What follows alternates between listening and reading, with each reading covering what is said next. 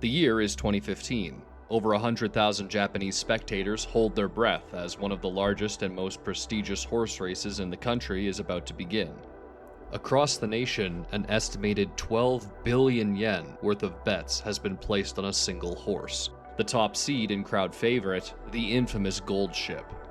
Everything is set for what should be a dead heat. And as those starting gates open, ゴールドシップの3連覇か、それともタバが待ったをかけるのか。ゴールドシップが立ち上がった。おっと立ち上がったゴールドシップ。出ない出ない。6万大観衆からどよめき。ゴールドシップが抵抗出ませんでした。Now, while a horse stealing $80 million from the people of Japan is certainly very funny, what does that have to do with anime?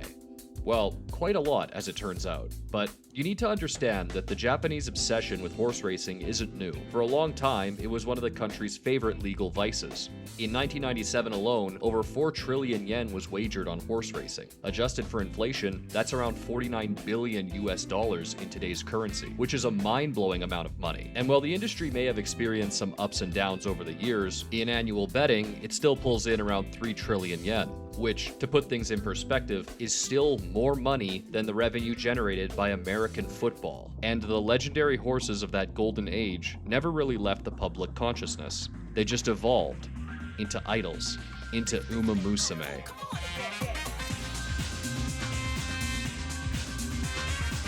Umamusume is a game for phones where famous real-world Japanese racehorses are reincarnated as anime girls with horse ears, incredible speed, and dreams of winning the URA finale, and then becoming pop idols.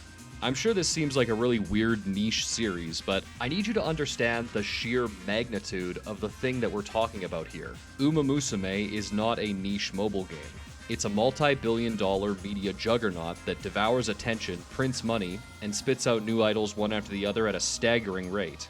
In 2024, it was reported as having cleared over 2.4 billion US dollars in lifetime revenue within Japanese markets. And that's more money than the sales revenue generated by Elden Ring and Cyberpunk 2077 combined.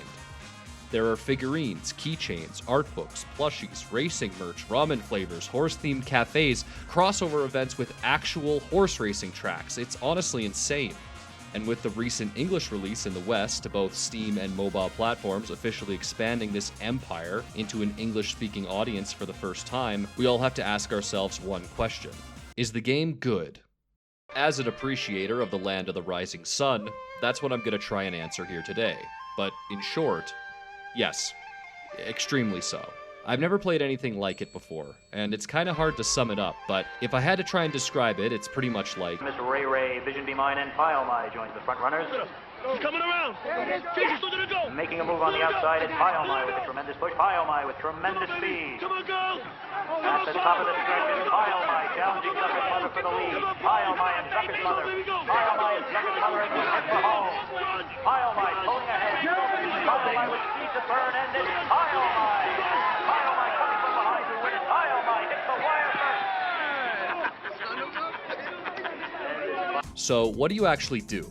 Well, basically you pick a horse and you try to win. Obviously that means winning races, but each character also has a list of goals that they want to accomplish while they're at the academy.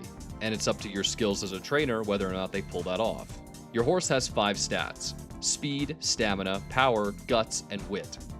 Correctly balancing all of these stats and choosing the right skills to benefit your character is what the majority of your time in this game is going to be spent doing. As you trade stats, you lose energy. Exercising at low energy is dangerous and can potentially injure your horse, so it's up to you if you want to play it safe, getting lots of rest and taking care of yourself, or you can always go ahead and take that chance. 60% odds of failure? 70% odds of failure? Never tell me the odds. It's all about your mindset, and we all know those numbers need to keep going up. My family keeps trying to tell me that I have a gambling problem. You know what I said to them? You want to bet? You could train each skill once per turn, and you have a limited amount of turns until your next race. This game is a massive balancing act of time management and calculated investment. You will spend hours upon hours trying to perfect a training regimen that allows your favorite character to make it all the way to the top of the sport, only for her to eat a hamburger with pickles on it one day, which destroys her mood and sends her spiraling into a depression that ruins what should have been a successful career run. So what do you do when everything is in place and race day finally arrives? Nothing. You don't do anything. You're just the trainer. It's up to the horse to go out there and win it. But I gotta be honest, watching the races and cheering on this character you spent all this time building up is honestly so much fun. If you manage to complete all your goals in the career, you'll get your shot at the legendary URA finale, potentially securing your girl a spot among Umamusume legends. Then their careers end, they become veterans and pass their genetics onto the next horse you choose, and the cycle repeats until you've crafted the ultimate super soldier Umamusume. You're pretty much running a horse girls eugenics program, but just don't think about it too much.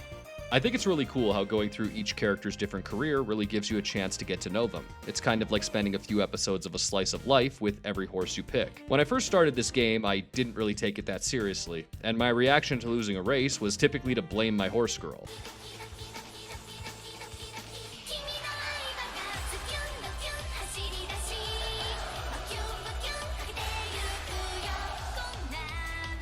But once I started trying to win, I found myself really rooting for these characters when they went out to race. I would get attached, and I'd be cheering for them to use everything that I'd put into their training to try and get the gold.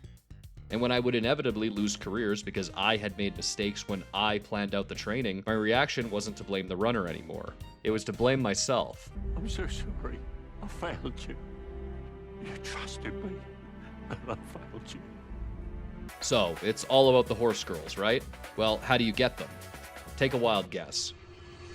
Yeah, it's gotcha. If you've ever played one of these before, it's pretty standard fare. You have two choices here. You either pull for the actual horses, or you pull for support cards. Support cards are arguably more important. The deck you choose at the start of your career run determines a lot about how that run goes, with the support card's specialty dictating extra bonuses on that particular stat. These cards basically play out like little side stories alongside the character you actually decided to train, which is a pretty clever way to add some variety to the story in your runs. And these cards really are a big deal. They're so significant that people spend hours re-rolling over and over again just to try and get Fine Motion or Super Creek's SSR cards on their account. It's definitely no joke.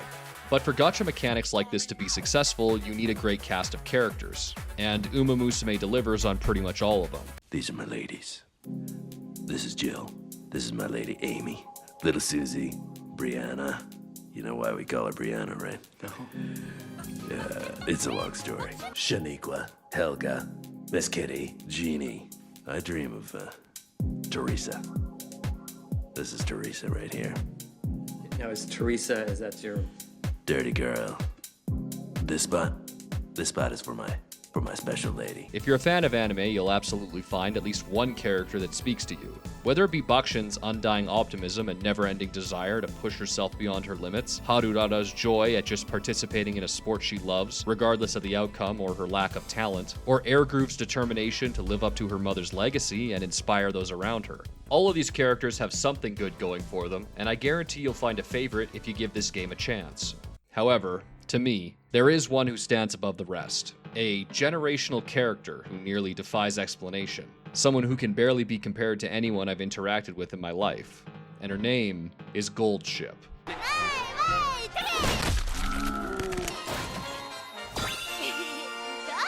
Goldship is unique. I struggle to sum up her character in a few sentences, so I'm just going to give you a list of things I've personally seen her do, and hopefully you'll get an idea of who she is. When you start her career, the first thing that she does is stuff you into a burlap sack and kidnap you. When Goldship passes out in the nurse's office, she begins lucid dreaming. Upon realizing she is in control of her subconscious mind, she immediately wakes herself up because, as she puts it, I can do anything in real life already. Goldship saw a man in the street steal a woman's purse. She beat that man until he was unconscious. She has the ability to randomly lock you out of all trainings except for one just because she feels like it. She once put chili oil in my coffee.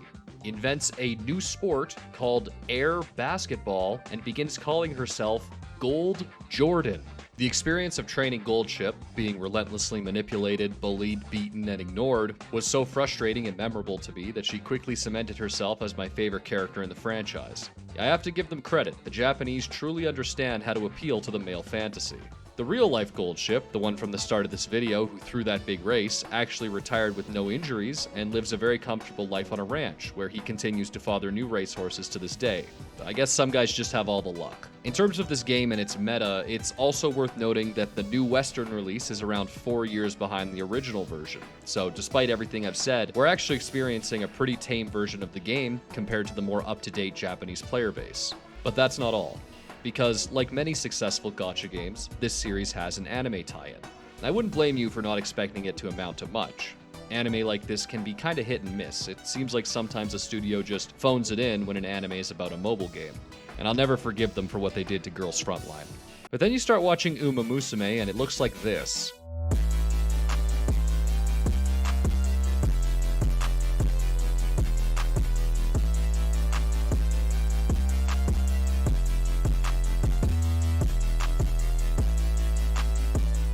So on visuals alone, a lot of this stuff is absolutely worth your time. And a ton of the stories here are great sports plot lines in their own right. Granted, things start a little rough and improve over time. The comparison between Season 1 and the newer stuff really shows the difference that an infinite flood of gacha money can make. But if you're a fan of cute girls and sports anime, I'd highly recommend it. Specifically in terms of the newer stuff, the TV anime Cinderella Grey is pretty great. However, the movie New Era is beautifully animated and hype as hell. The first arc of Season 2 specifically is a standout for me. It's legitimately a pretty well-written story of a promising young athlete suffering a traumatic injury early in her career, then trying to stay positive while going through recovery. Tokai Teo is forced to watch her peers surpass her while she's unable to train. Things finally rebound in her refusal to quit, even when forced to start over again behind her competition. It's a moving story about determination, never losing hope, and chasing what really matters to you, regardless of the cost. And again, all of this is based on the real-life Tokai Teo, who won 2 out of the 3 main Japanese races in the 1990s before suffering fractures to one leg, coming back after a year of rest to finally win that last race, cementing him as a legend in Japanese racing history. And look, heaping this level of praise onto this franchise is something I never would have expected to be doing, and that's really the core of this whole video. What appears on the surface to be nothing more than a cutesy little sports game hides so much depth and heart. It's really blown me away, and my only regret is not getting into it sooner. Umamusume is a weird series. It should be niche and it shouldn't work as well as it does, but here we are. I think it works partly because it's so polished, but also because it's really sincere. There's nothing quite like cheering someone on as they finally achieve their goals. Anyways, that's pretty much all I have to say about Umamusume right now. If you watch this far, I just want to say thank you. It really does mean the world. And an extra special thank you to my amazing Patreons, whose names are on screen now.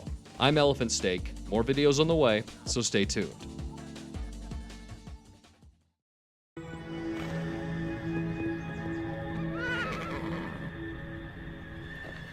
Sir, hi there. I just want to let you know we do have other animals at this facility, and you have been staring right at that horse for a socially unacceptable amount of time.